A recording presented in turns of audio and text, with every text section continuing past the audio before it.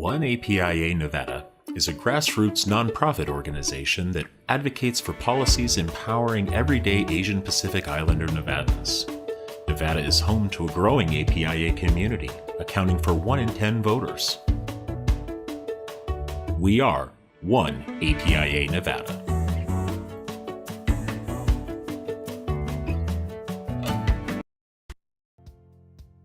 Concili Incorporated is Nevada's premier Democratic campaign firm.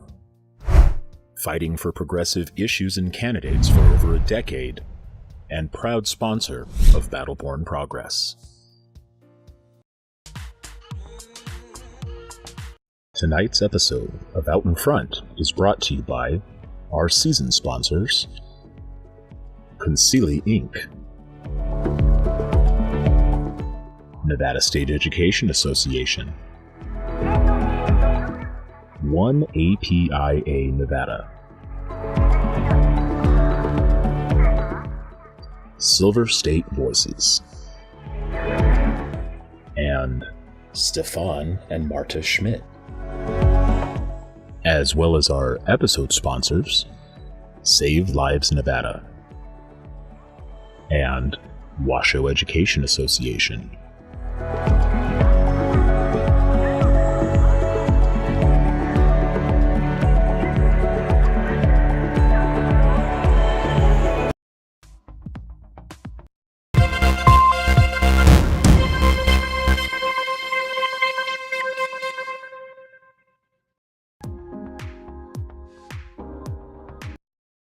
Annette Magnus, and I'm the Executive Director of Battle-Born Progress. Thank you so much for joining us for this very important Out in Front, where we're talking about right-wing extremism in our state and across the country, and the disturbing trends that we're starting to see all across the United States. You know, we saw it with January 6th, and the insurrection. We've seen it with mass shootings. We know April is one of the most deadly months on the books, and we have a panel of experts here tonight to talk to you about just that. So I'm so honored and pleased to be joined by this panel of fantastic folks. So I want to introduce them really quickly, and then we'll get started with our first guest.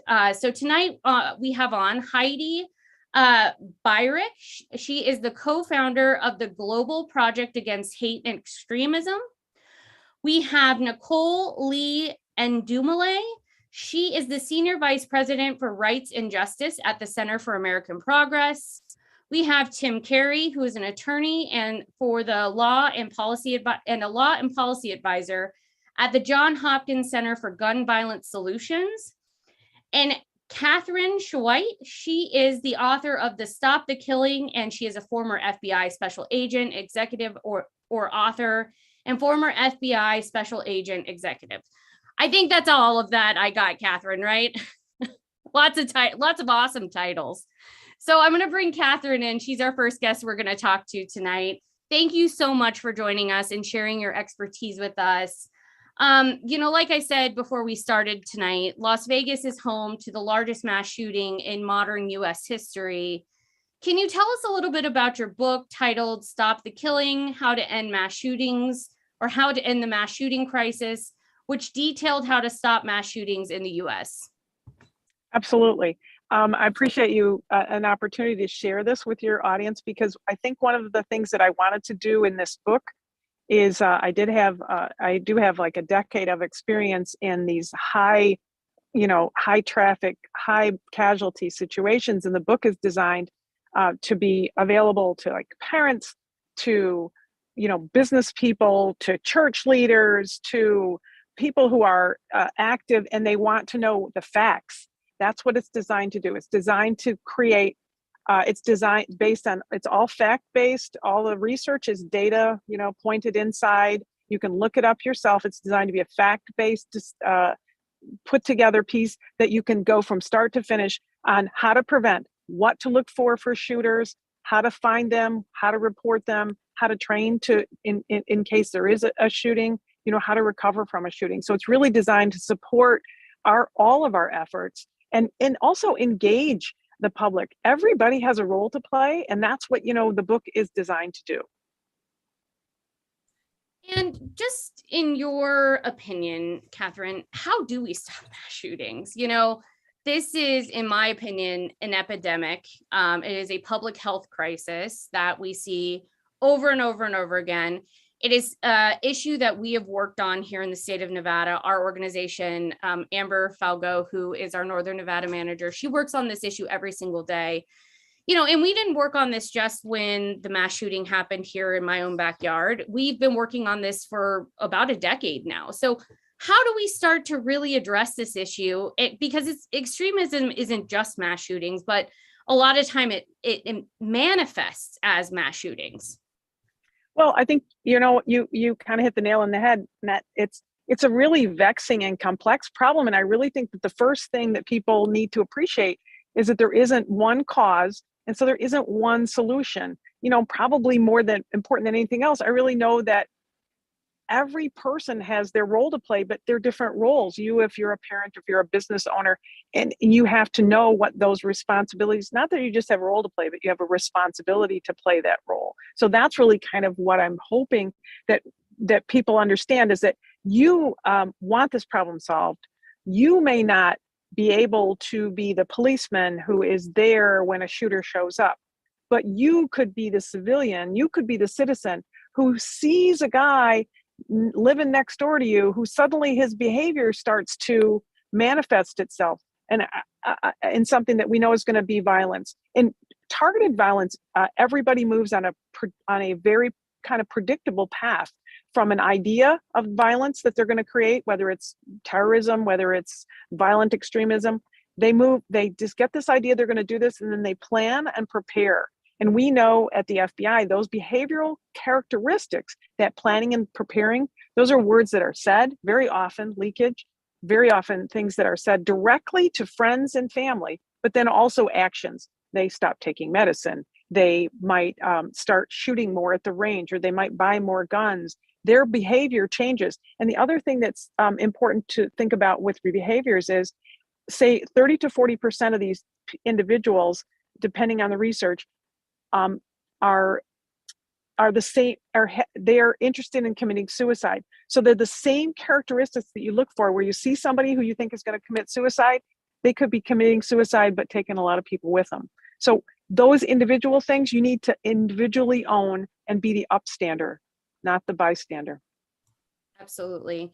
And I also think it's imperative that gun owners, I'm a gun owner myself, but gun owners have a responsibility not only to make better gun laws, but also be upstanders in those situations as well, and report what they're seeing. Because, as a gun owner, we know that, if there's a gun in the home, suicide, goes up, domestic violence goes up. And so if we're seeing those things, I think we have a responsibility to say something.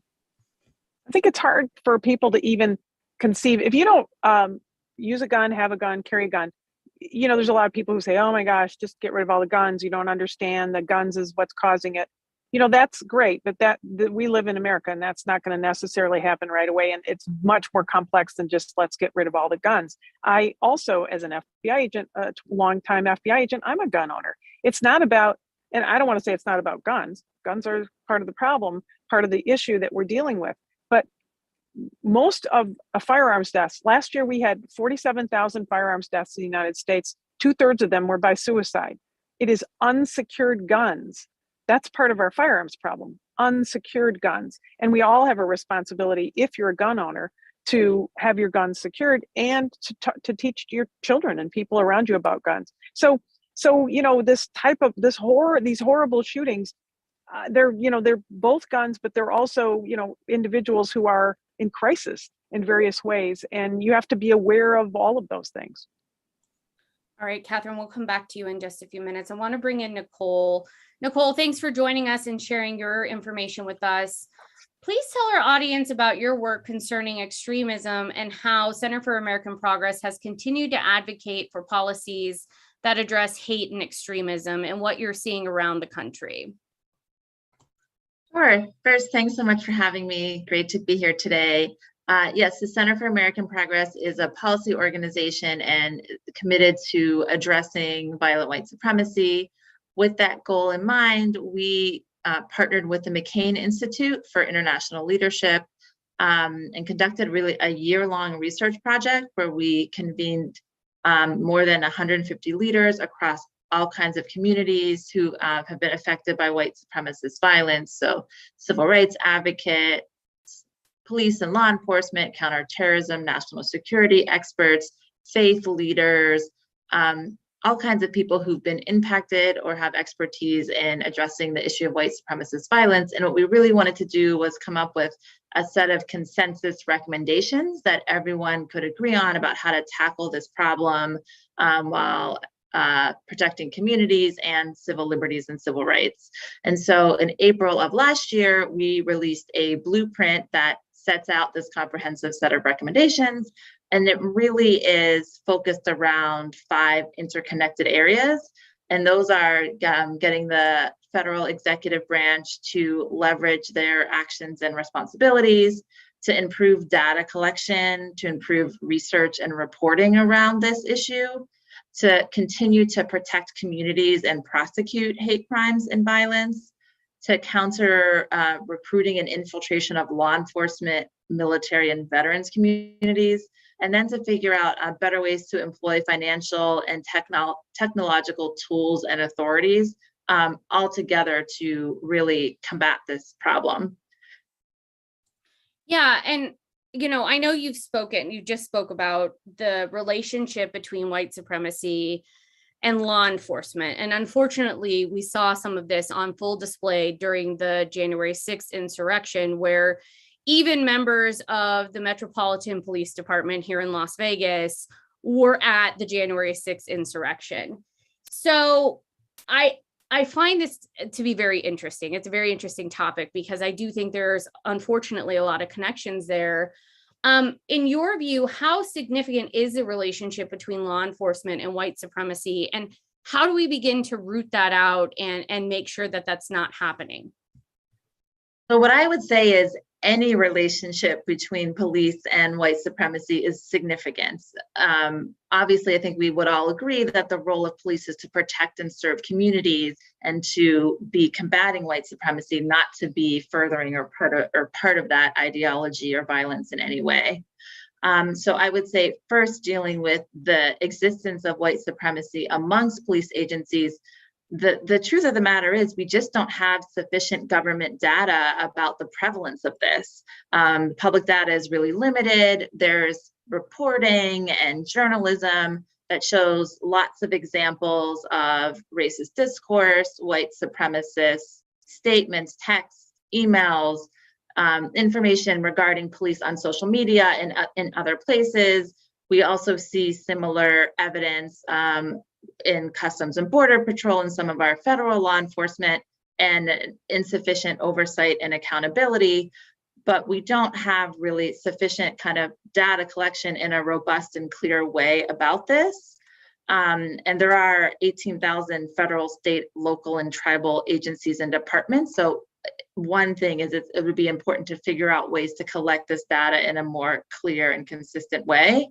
The other thing I would say is it's important to think not only about the ways in which white supremacy can infiltrate police and law enforcement, but the way that police officers can be the target of extremism, either through extremists who have anti-government rhetoric or narratives, or are victims when violent extremists attack them while they are protecting government institutions. And so while white supremacy was part of the problem of the Capitol insurrection, it was also Capitol Police who were injured during that insurrection. So I think it's important to also recognize that police can be, and law enforcement can be, the victims of these incidents as well.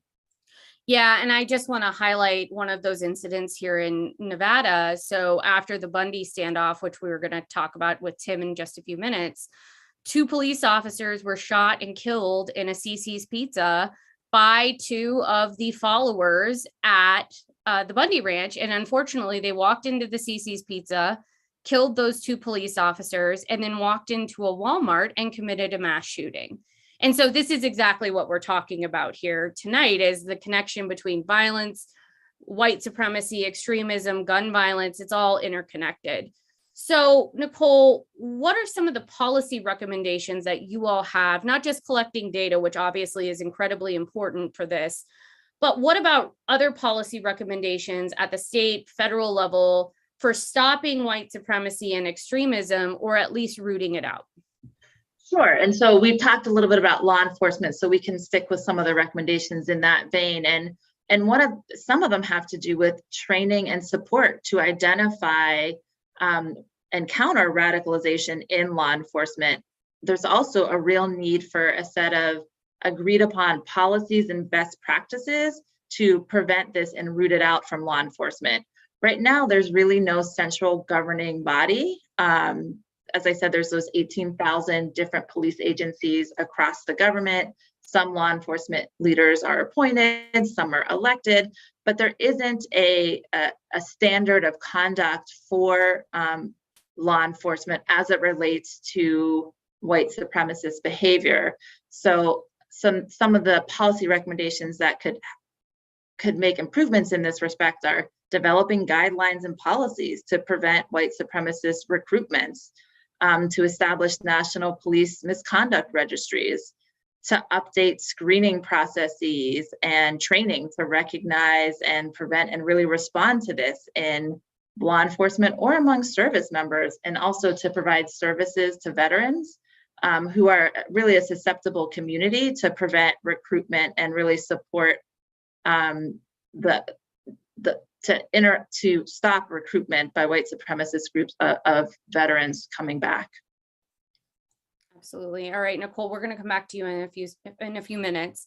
Great. Tim, I want to bring you in. Thanks again for joining us. Can you start by giving our audience a brief summary of the research you have done in January 2022 titled Defending Democracy, Addressing the Dangers of Armed Insurrection, speaking of the insurrection at the Capitol?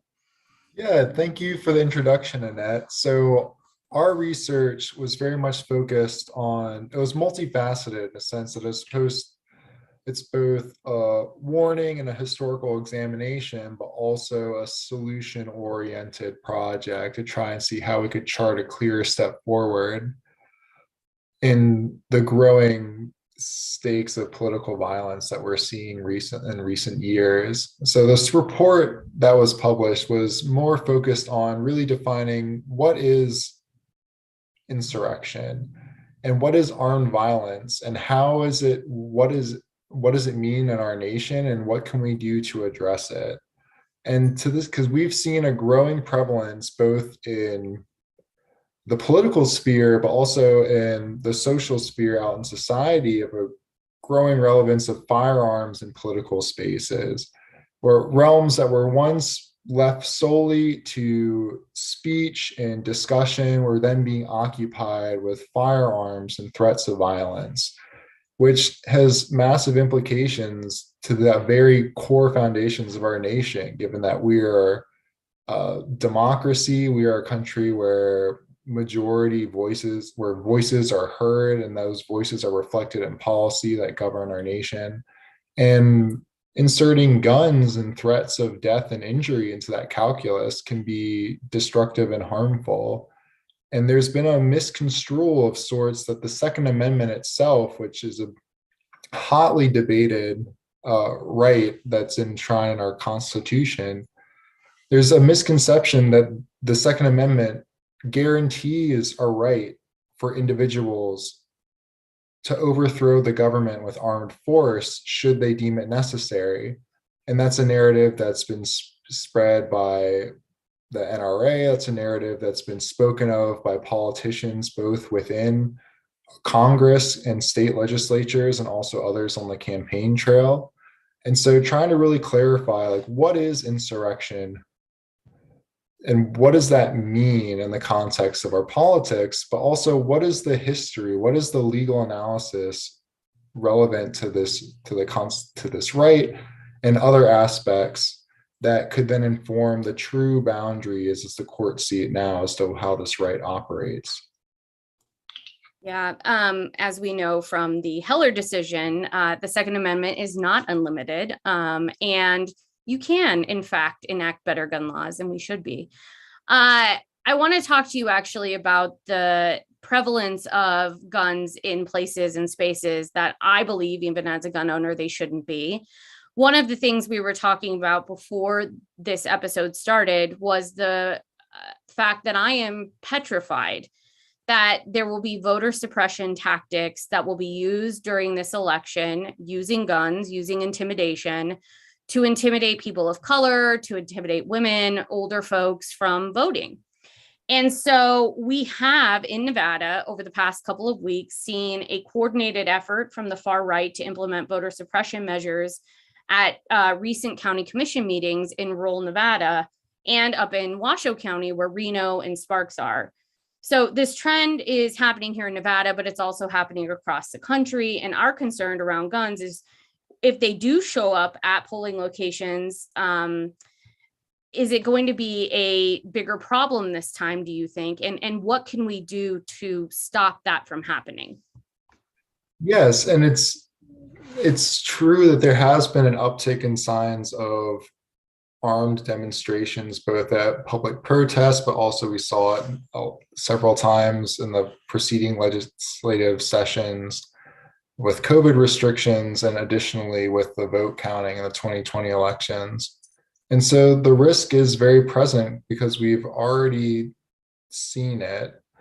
And so to that point, it's more of what do we do? And there is, again, I saw a question pop up in the chat that was more addressing, like, how do we clarify that liberals aren't, or that this messaging that we're speaking now isn't about like taking away and suppressing rights. But I want to stress how, as you mentioned earlier in your introduction to the question, no right is unlimited. And there's also often rights will come into conflict at points where a right to carry a firearm may intercept with a right to vote or speak freely without fear of violence, or simply a right to live. And so there needs to be understood that there's a calculus and an interest balancing here, that we're not dealing in absolutes, but really trying to see, given the nature of the location, the nature of the activity, the nature of the people that are there,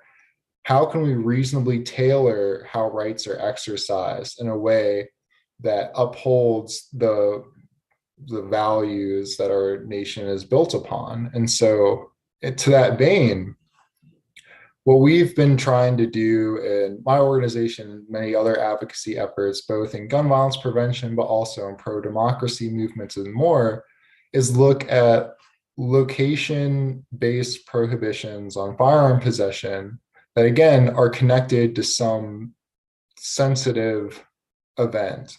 And so look, because the Supreme Court in Heller outlined this very narrow, when outlining a few exceptions to the Second Amendment law, or that where it could be, or Second Amendment jurisprudence, where there could be some openings for further regulation, they mentioned this concept of sensitive places, which is very poorly defined in the opinion. And in the decade prior, several lower courts have tried to decide what that means.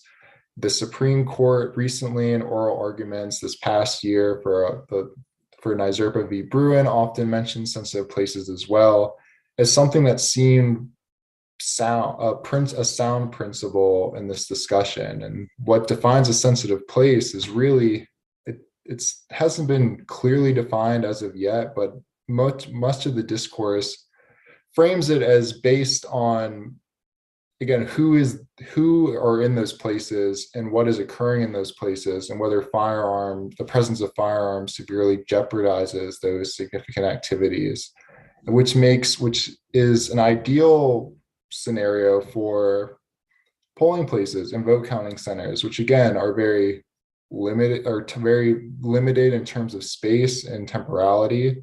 There's a select period of time where they're active and where these actions and activities are being housed. And so by narrowly tailoring temporary prohibitions in these spaces at these specific times, it can minimize the impact on people's legal rights to possess firearms, while also amplifying and enshrining those core foundations of rights to free speech, rights to democracy, rights, and just a right to feel safe and comfortable and out in public that our nation is founded upon. Absolutely. Thank you for that, Tim. All right, we'll come back to you in just a few minutes. Heidi, I want to bring you in. Thank you for being with us this evening. Please tell our audience about the organization you co-founded and how you all work to end extremism globally, but also here in the United States. Well, first of all, thank you so much, Annette, for having me. So I'm the co-founder of the Global Project Against Hate and Extremism. And prior to starting this project a couple of years ago, I worked at the Southern Poverty Law Center for a really long time, shepherding their hate and extremism work. The new organization works against transnational hate movements. And just to give you a sense of the flavor of what I'm talking about, there are some very dangerous neo-Nazi groups like the Base and Atomwaffen that have chapters in multiple countries. In many cases, it's Americans who are exporting hate into other places. For example, I testified just a couple of days ago in front of the Canadian Parliament about this. The Proud Boys, who were so present in the insurrection on January 6th, have chapters in Canada. Some of our militia groups, like the Three Percenters, have chapters in Canada. Actually, Canada banned both of those groups. So it's a problem that needs to be sort of stopped here in the United States to stop that export. So we deal with these problems in multiple ways. I'll say, just to give a shout out to the Center for American Progress and Nicole, that I was lucky to work on the blueprint that she talked about last year, I guess. We also work on issues about law enforcement and extremism, and present policies that are possibilities. I teach a class on this issue actually for law enforcement on how to stop that, dealing with military extremism.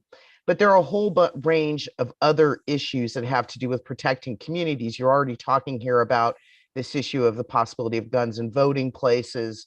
Those are other things that we work on here domestically. And we spend a whole lot of time at the Global Project on dealing with the online space, which is such an important driver of extremism, motivator, place to organize. January 6th was organized off of mainstream platforms. And so one of the other solutions to rising far-right extremism is found in dealing with the tech companies in the online space.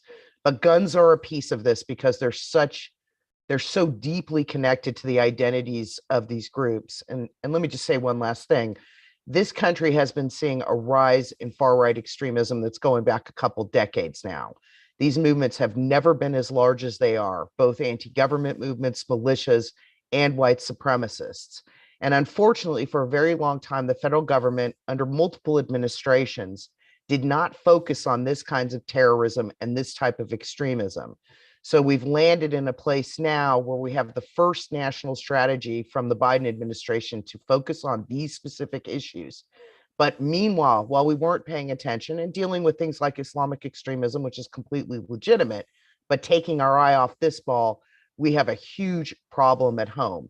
And when I say huge, I mean there are possibilities that there are millions of people who make up an insurrectionist movement here. That's not my research. That comes out of the University of Chicago and a study of how many people believe violence needs to be used to make political change. So the far right it's so much bigger than I could have imagined it when I started doing this work, 20 some years ago. Yeah, I think for those, when I was working on the issues with the Bundys and stuff like that, I was getting death threats and things like that. It's such a scary topic, but it's one that has to be talked about because we have to name it and we have to make sure that we're holding these people accountable for the terror that they're inflicting on our communities, especially communities of color. So, what can you tell us about the rise of extremist groups here in America, and what impacts do you think that's having on our society? I think, January 6th was just their most vocal, attempt, but the KKK and all of these neo-Nazi groups, they've been here forever, and they're just getting more and more loud and more emboldened to take action, I think. Yeah, well, look, our country has a history of white supremacy that's obviously deeply rooted. Slavery, Jim Crow. It's only very recently that we had real civil rights laws in theory to protect communities of color. Obviously, this isn't happened in a real way for a lot of people. But because of that, strains of white supremacy are very powerful among some parts of this society.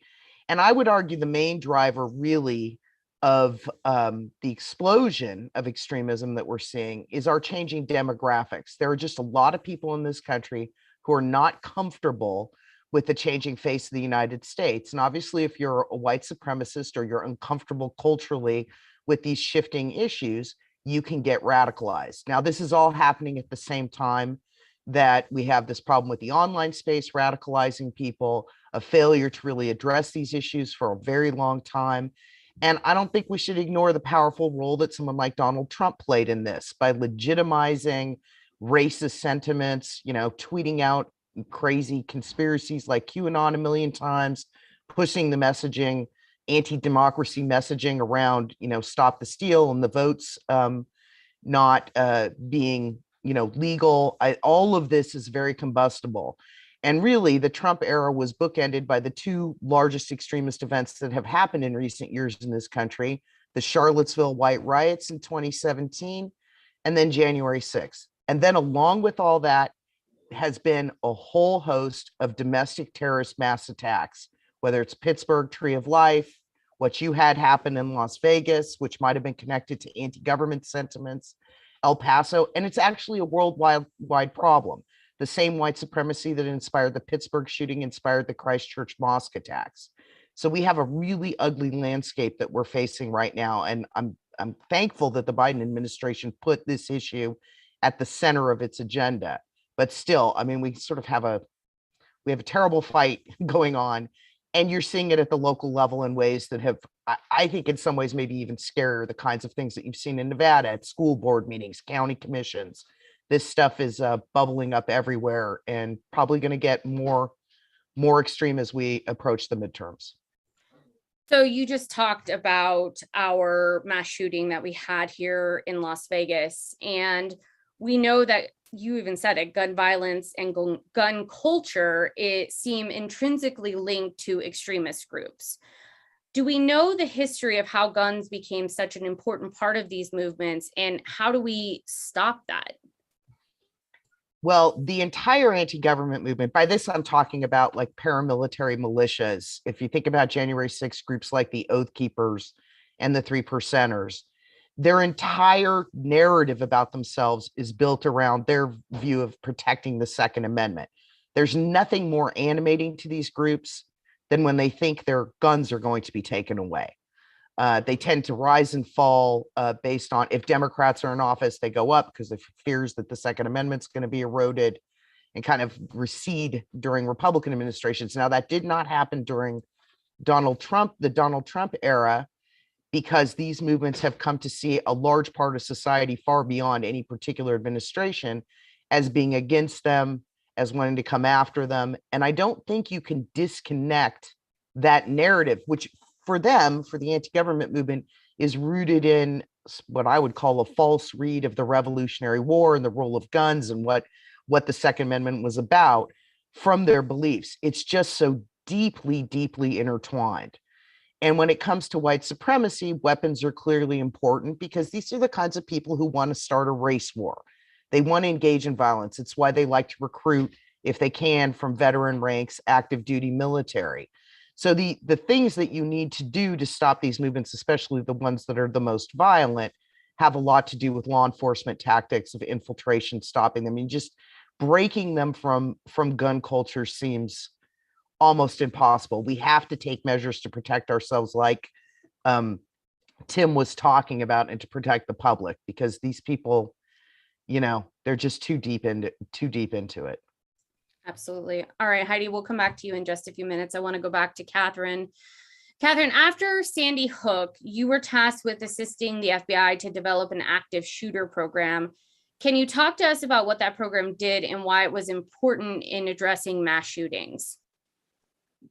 Sure. I think that what we tried to do, and I think we did in certain ways, is we tried to create a single voice out of the federal government. One of the things that we heard from law enforcement and first responders across the country after Sandy Hook was that we didn't have any clear direction. They didn't have any clear direction on on what they should be training and what are the biggest behavioral concerns they had, and what about terrorism versus domestic stuff. And violent extremism is really is terrorism, right? It's an attempt to intimidate and coerce a civilian population, and that's what violent extremism is. That's what terrorism is.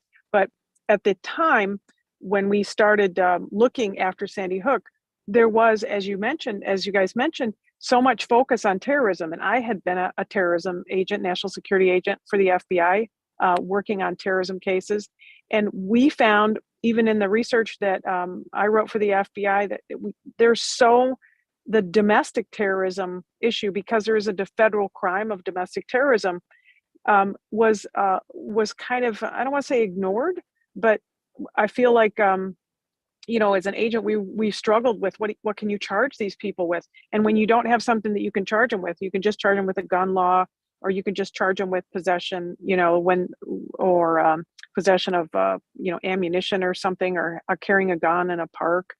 You don't have any teeth to go after them. And that was really something that I personally, as an agent, faced working terrorism cases, and including domestic terrorism cases, where I had charges I could file against an international terrorist, who was a member of Hamas, but I had no charges I could file against somebody who was a domestic terrorist. That's absolutely horrifying. So extremism, as you're saying, takes on a lot of forms, but we have seen patterns with right-wing extremism specifically being linked to mass shooters directly. In your opinion, how can extremist beliefs lead to mass violence? Well, extremist beliefs are just that, the fact that they're extremists. You can be an extremist, but if you're a violent extremist, you're looking at violence as the solution. And that, that is the challenge. If you're looking at violence as the solution, and the more polarized we've seen everybody in the last, especially the many last COVID years, but really in the last 5-10 years, we've become so polarized because of the politics, frankly, that's a big part of it, that you're not having anybody it's all groupthink. No one's ever around somebody who they don't agree with. And I think that's a huge problem. You're only watching the news you want to watch, that's your news, and the social media channels that you want to watch, and you only talk to your friends. And how many of us have lost friends and family because they're on the other side of a politics world and you can't seem to get through to them? So we become more groupthink. And those people are then emboldened, because we know these mass killers are very much they're very, very, they really want to be like Mike. They want to be, not our Mike. They want to be like, the others. They want to be like other mass shooters. They want to have those numbers, and they want to be memorialized, and they want to be the Columbine guy, and they want to be on somebody's bulletin board. And that is the commonality. You're willing to be extreme, and you're willing to do it by killing a lot of people, because you want to be on that wall with the other guys.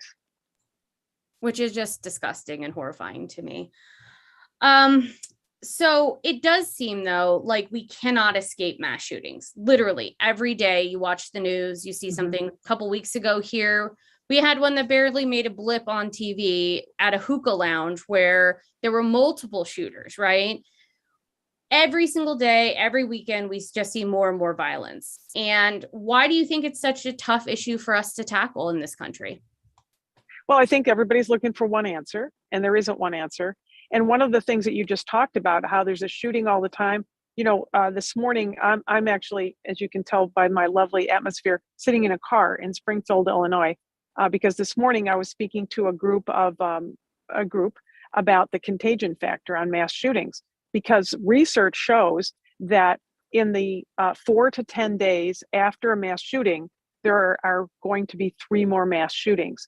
So the more that we cover it, that's the media coverage. The more we cover mass shootings, the more mass shootings we have. And yet on social media, people say, how come you're not covering this? How come you're not covering that shooting? How come nobody's covering that shooting? Why didn't I see anything in the paper? And really, putting it in the paper is not going to prevent the shooting. But not putting in the paper might prevent the next shooting.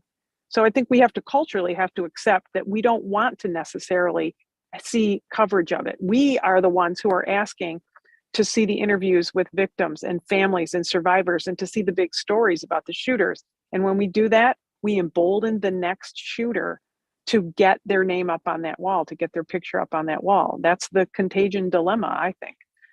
Don't let social media pressure to get a lot of coverage prompt the news agencies who are tamping down their coverage, because we know from research now, multiple research efforts, that the contagion factor is very real, and that just like it is for suicides, right? We know this about suicides. If somebody commits suicide and there's coverage on it, then more people commit suicide, right?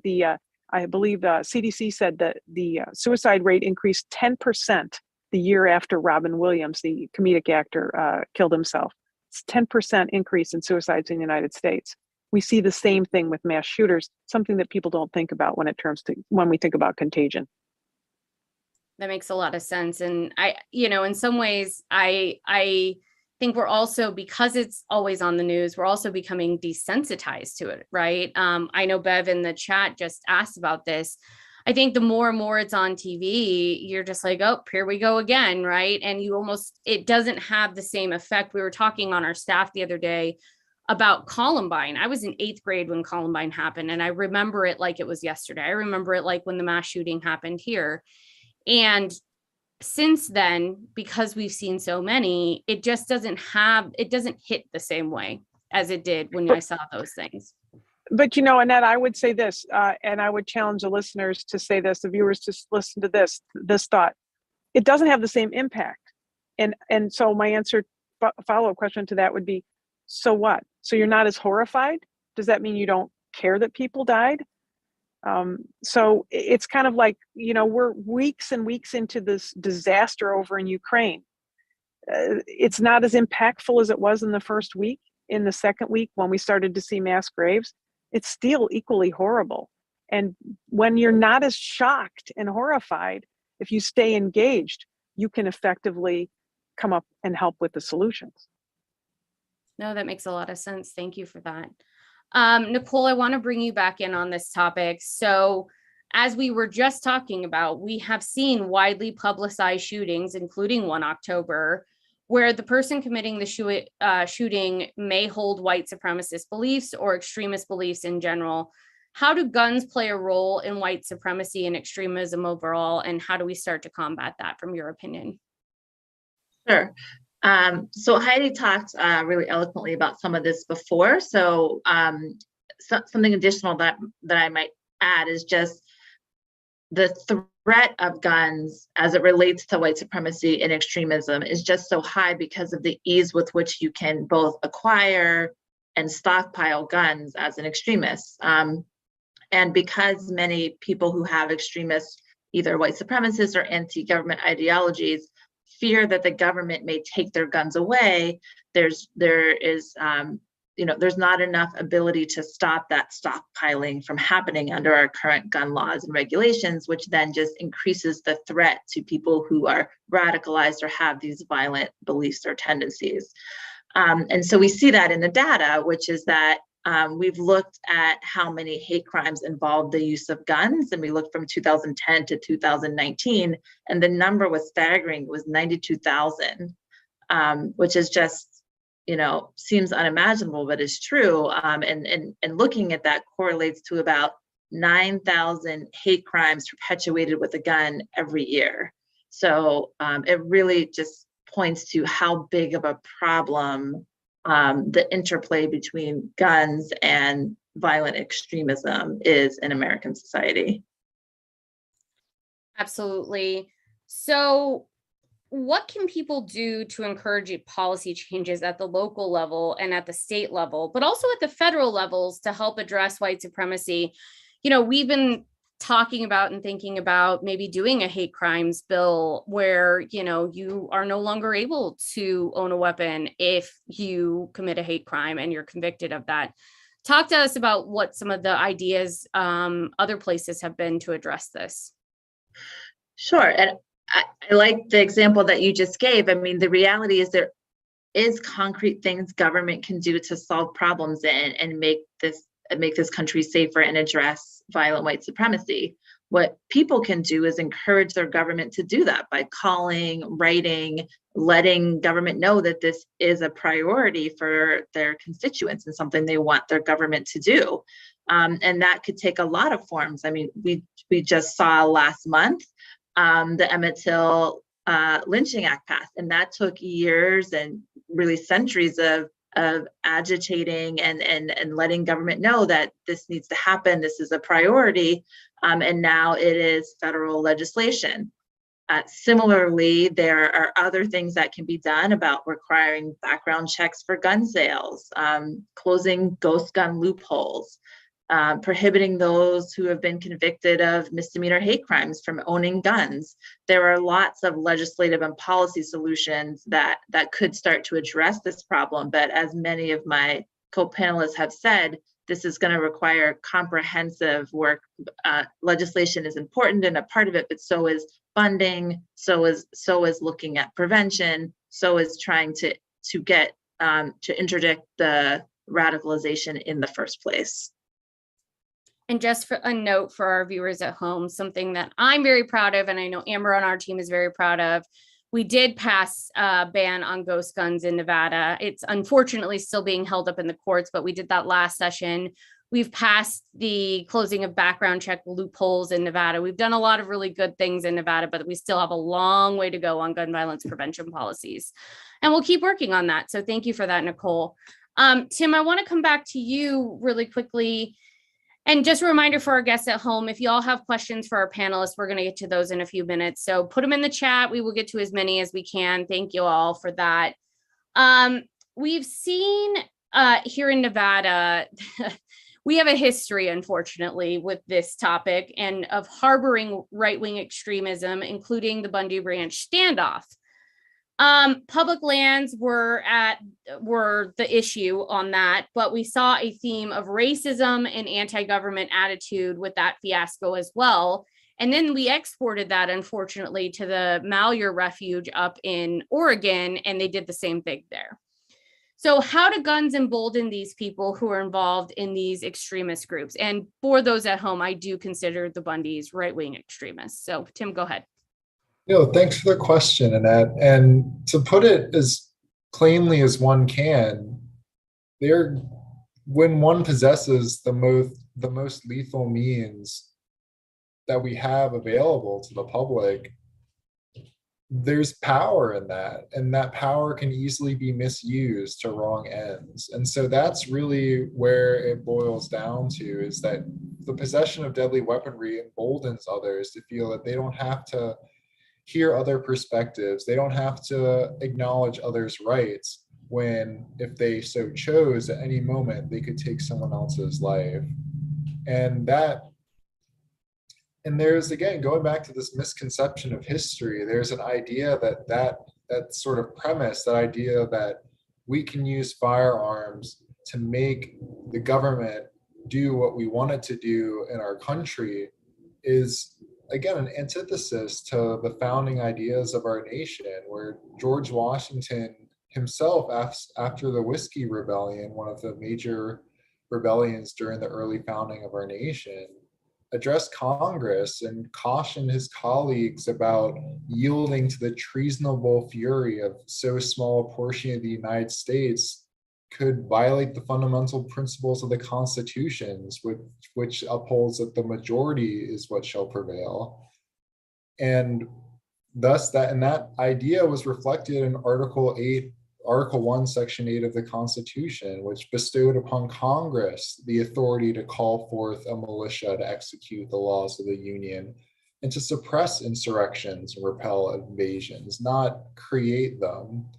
And even James Madison in Federalist number 46, which is a famous historical writings, he also spoke to the fact that militias, as created in the Second Amendment, or as emboldened in the Second Amendment, are accountable to the states and are controlled by state officers and authorities. And so realizing that co-opting this idea that the Second Amendment provides a right to overthrow government is, again, wholly opposed to the idea that the Second Amendment is really a function in large part of government.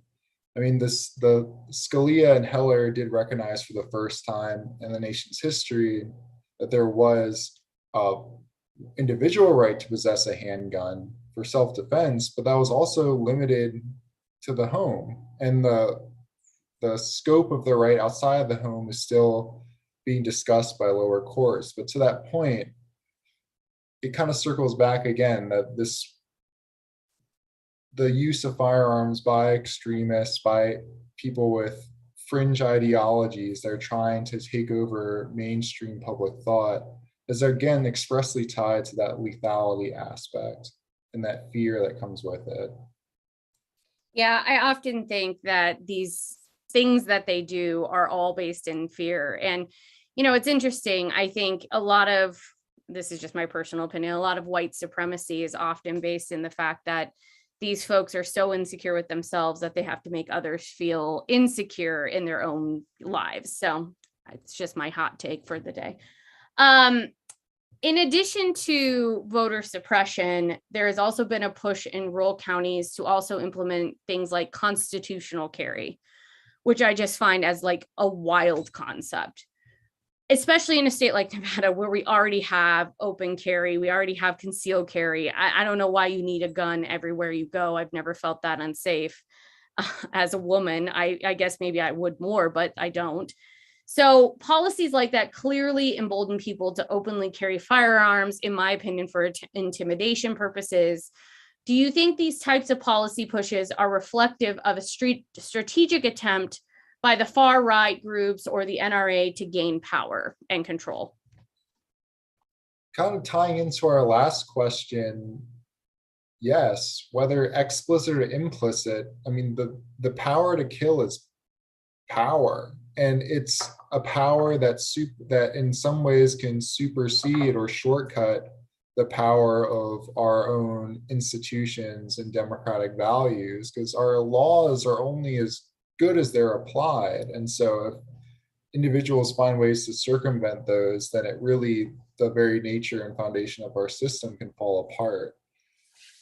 And there has been an alarming growing trend of permitless carry of firearms, which has been branded as constitutional carry. But again, as noted with the Scalia's examination, with the Scalia's opinion in Heller, as well as historical analysis of the Second Amendment, there has never been a recognized aspect of the Second Amendment that says it allows people to carry whatever guns wherever they want at whatever time. Scalia specifically says the opposite of that, that these limitations are not just practical, but in very ways necessary to the functioning of our other rights. And so it certainly does create, it's hard to say explicitly whether this was by design. I mean, to one hand, for the gun industry, it's a boon for them, because if more people can own guns and more people can carry guns in more places, and more people feel less safe because other people are carrying guns in more places, so they feel like they have to carry as well, that translates to more sales. And we've seen often in courts how the gun industry and its litigation strategies really try to co-opt this idea of, again, the buying into the gun culture and really embellishing the role that firearms play in our nation's history to sell products, regardless of what the outcome of those sales are. And so to that point, whether or not it was explicitly planned to use the broadening of public carry to enact the suppression of other individuals' rights, that's very much going to be a consequence. I think so too. Heidi, I want to come back to you. We just talked about the Bundys and public lands. Nevada has one of the states with the most public lands in the country. 87% of our land is actually owned by the federal government. So the role that the federal government plays in Nevada is disproportionately large compared to other states. So it's no surprise when the Bundys kind of flipped out and went after the federal government, it was because of their anti-government feelings and the rhetoric that they were pushing. So public lands are always at the forefront here regarding many neo-Nazis and white supremacist groups. It seems their ideology centers around the feeling like their land or their country is being taken away from them, which I find ironic since that's exactly what white people did to indigenous people, but that's neither here nor there. So how do we challenge this narrative and work to stop the violence associated with these groups? And how do we maybe start to chip away at some of that anti-government feeling and sentiment that exists out there? Well, you do have a unique situation in the West, right, with the Bureau of Land Management and national parks and so on. This has always been a flashpoint for militia movements who, first of all, can't stand the federal government anyways, and certainly don't believe that any land should be held by the federal government. You know, the basic dispute with Bundy was over cattle grazing permits and use of public land that bordered his ranch.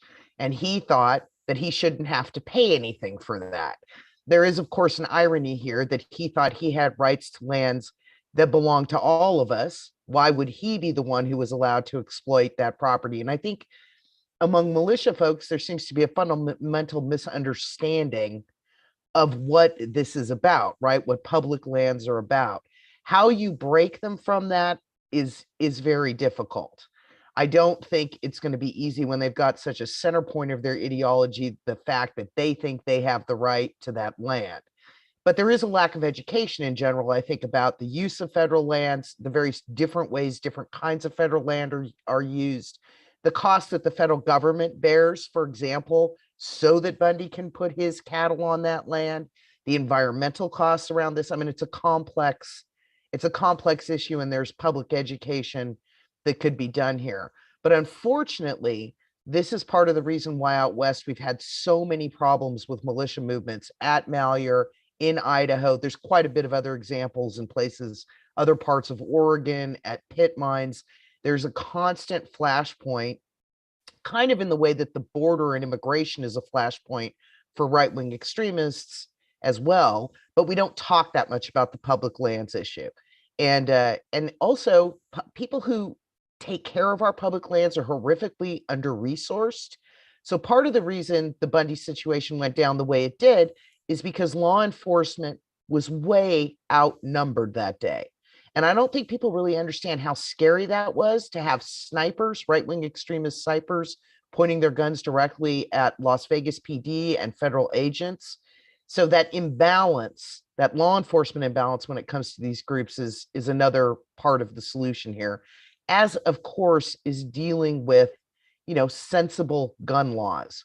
If you're convicted of a hate crime, I mean, those numbers that Nicole just talked about, which we know are undercounted, right? Hate crimes are only counted at about 10% of what really happens.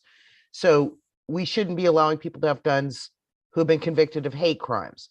We need to get rid of things like the Charleston loophole that allowed Dylan Roof, the shooter at Mother Emanuel Church there, to be able to get his weapon.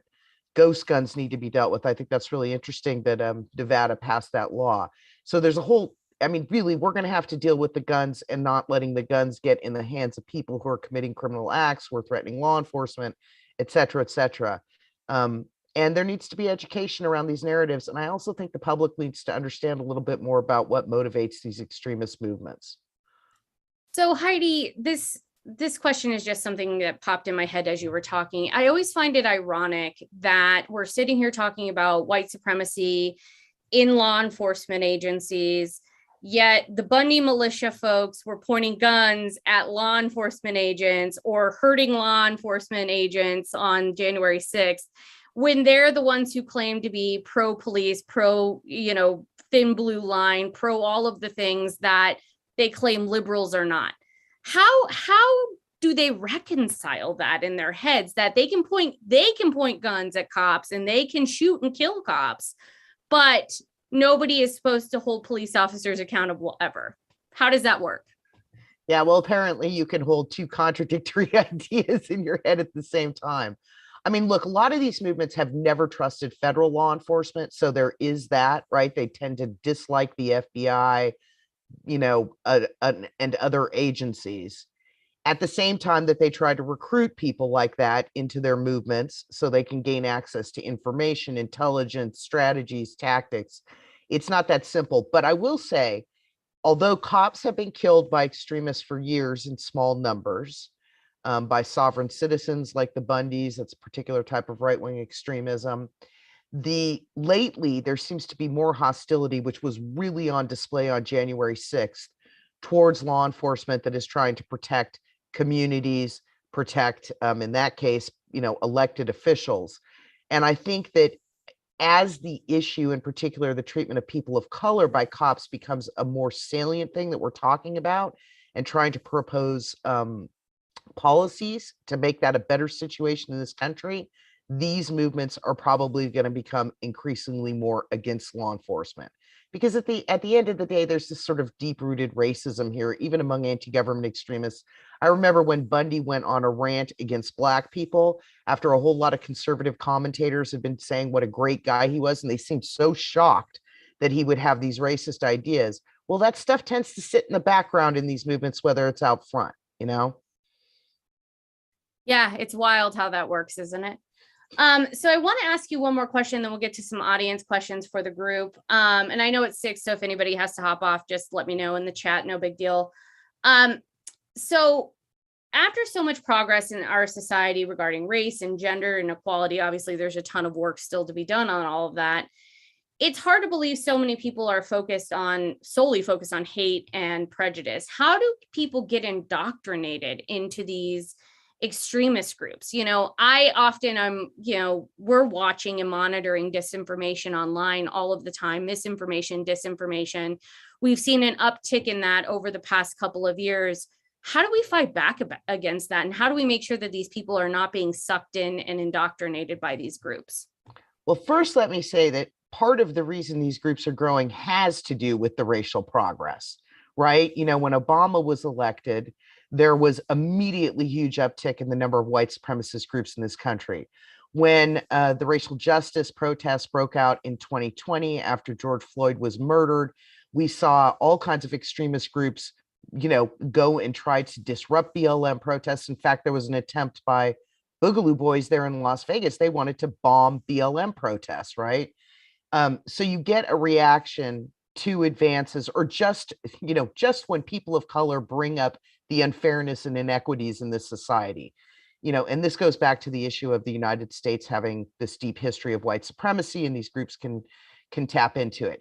All of that has been supercharged by the internet. I mean, this is just, in the 1990s, if I wanted to join a Klan group, I couldn't find them in the phone book. There's not an ad on television. There's no way for me to really find them unless I bump into someone in some strange way, or I have a family member who's involved. The internet changed all of that. And especially in the years before Charlottesville, when it was really unregulated, kind of the world that Elon Musk wants to take Twitter back to now, where you didn't have policies against, hate and racism and extremism online. And so we don't know how many millions of young white men have been radicalized into these movements, not just here in the US, but in other parts of the world. And so if we don't get the internet space cleaned up, it's going to be trouble. All right, Heidi, I'm going to start with you then, because we do have a question in the chat from Maria, and she said, many that are against sensible gun laws tend to dismiss experts in research as well. So how do we combat that and their disinformation when it comes to not believing experts or anything that has logic or science attached to it? Well, we can thank the internet for conspiracy theories and bad information and all that. Look, public education efforts are difficult. I think in some ways, where you have to get to is, Nicole was talking about this, getting to your legislators to get good policy and to make people aware of what's going on. I will say that sadly, the dying of local journalism plays a role here as well, because people don't even know what's happening in various places. So you just have, you have to have programs like this. You have to have op-eds. You have to keep pushing. But if somebody isn't going to believe facts, research, I mean, it is a really difficult place to be. And like I said, once again, I'm blaming the internet for that. Yeah, I mean, it's a cesspool. Even though this show is ironically on Facebook and Twitter and Twitch and all the YouTubes and all that things. So, we can use it too. So our next question is for Tim, or actually I'm going to go to Nicole. So this is from Will. Lots of right-wing groups prey on angry, isolated young men to recruit them. Is this a growing concern, and how do we intervene to stop it? Thanks for the question. It's always a concern if there are any efforts to take what is dissatisfaction with demographics in the country, racial progress, and turn that into radicalization or violence. So I think what can be done about it is thinking about different public health approaches, different community interventions, solutions, different ways that local community messengers, whether it's churches, businesses, people who have connections and credibility with individuals who could be radicalized, to be a counter narrative and a counter force to try to stop that radicalization from happening. We've talked a lot about what are federal legislative or state legislative solutions, or what can we do to prosecute, but there also needs to be an investment in community, public health, mental health providers, all types of local and community responses as well. Thank you for that, Nicole. And just sticking with you really quickly, Richard asks, how do we overcome the all-powerful police unions to address the issue of white supremacy within police departments? And in parentheses, he says, I am pro-union, by the way, and so is our organization, obviously. So let's talk about that, though. Sure. I think it's a hard question. Obviously, if there was an easy answer, it would have been solved by now. But I think within the realm of police, having police messengers who want to be developing these standards, want to bring in their fellow law enforcement is going to be one of the best strategies, because it really requires people who have a knowledge of policing and how it really works and have credibility within the movement and with other police officers. So I would say finding police organizations who believe in this work, who want to do this work, and try to get them to be evangelizing to others in the policing community is a good start. Thank you for that. All right, next question from Richard is for Tim. Tim, Richard asks, wasn't the basis of the Second Amendment to appease the Southern slaveholding states where slave owners, quote, needed them to form militias in order to control their slaves, essentially? So there's a lot of suggested origins related to the Second Amendment, and certainly the slave owning and controlling aspect is one of them, given that the origins of what are considered now our modern police departments and police forces were historically rooted in what were called slave patrols, which were essentially gatherings of armed men that would go out and search for runaway slaves. But to that point, there's also inherent distrust in overreaching, unaccountable monarch or tyrannical ruler that also incepted the Second Amendment to some degree, given that it would allow, since there was no strong federal government at the time, they needed to they didn't trust a centralized militant force for the country out of fear it would be misused. They instead allowed state governments to create their own militaries, forces that could help protect the nation from invaders and others that were trying to overthrow it. And so there's a lot of, and there's no clear one answer. There's been a lot of historical debate. It's somewhat of an amalgamation, but it cannot be discounted though that it's hard to discredit that there was a racialized element to at least a degree of the Second Amendment's origins. And in some ways, the Second Amendment's present, at least how it's used, as you've seen with the incident with Jacob Blake and others, the Second Amendment, or being able to carry a firearm, seems to be applied differently based on how you look. It's certainly along racial lines in this country, where a white person with a gun is treated much differently than a person of color with a firearm. And I think until that discrepancy in the application of laws and justice is addressed, then that racial divide will continue to, again, not be a historical precedent, but a present reality.